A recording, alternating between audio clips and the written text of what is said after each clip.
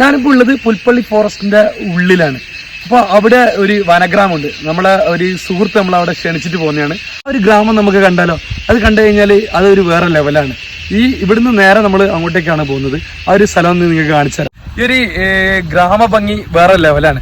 ഈ ചുറ്റുപാട് നിങ്ങൾ നോക്കിയേക്കുക, ഫുള്ള് ഏക്കർ കണക്കിന് നീളത്തിലുള്ള പുൽപ്പാടങ്ങളാണ്.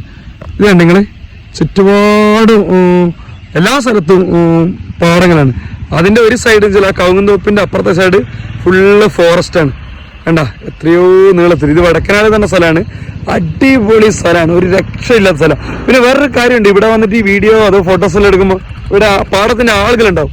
അവരോട് ചോദിച്ചിട്ട് വേണം നിങ്ങൾ ഫോട്ടോ ഒക്കെ എടുക്കാൻ.